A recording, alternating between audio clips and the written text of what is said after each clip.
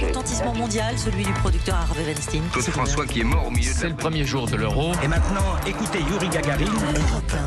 7 avril, aujourd'hui, débute la campagne de déclaration de revenus. Aïe, aïe, aïe. Bonjour, Laure d'Autriche. Bonjour Dimitri, bonjour à tous. Vous vous êtes plongé dans les archives d'Europe 1 et la façon de payer nos impôts, elle a bien évolué au fil du temps. Oui, et pour commencer, je vous propose cette archive souriante qui date de 1962. Ce percepteur des impôts a une façon originale de procéder. Lorsqu'il envoie des lettres d'impôts aux Français, il joint des fleurs, des myosotis. Vous êtes le percepteur le plus aimable de France. Il paraît, oui. Mais pourquoi mettez-vous des myosotis avec vos déclarations d'impôts ? Parce que ça veut dire ne m'oubliez pas. Vous comprenez, on a un métier tellement ingrat, faut bien arrondir les angles. Voilà pour cette interview qui date de 1962. Ce qui ne change pas au fil des décennies concernant les impôts, c'est la réaction des Français. Ils estiment payer toujours trop, comme dans ce micro-trottoir de 1972. Ah, ça les impôts. Moi j'estime qu'à titre d'artisan, eh bien nous en payons largement notre part.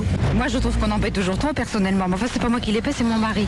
Il n'y a effectivement pas de nouveaux impôts, mais ils ne sont pas allégés pour cela.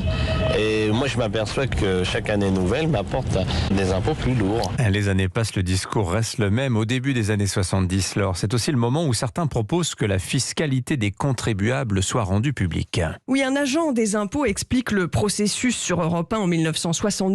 En face du nom et de l'adresse des Français apparaîtra le montant de l'impôt à payer. Ça se présentera vraisemblablement sous la forme d'un grand registre tenu soit dans l'ordre alphabétique, soit dans l'ordre topographique, selon l'importance des communes. Le dispositif a pour objet d'instituer une espèce de pression morale à l'égard des gens dont le comportement pourrait être discutable et qui sauront que, effectivement, d'autres qu'eux-mêmes savent combien ils paient d'impôts effectivement. Au début des années 70, il y a d'autres changements. L'arrivée de l'ordinateur révolutionne la manière de calculer l'impôt.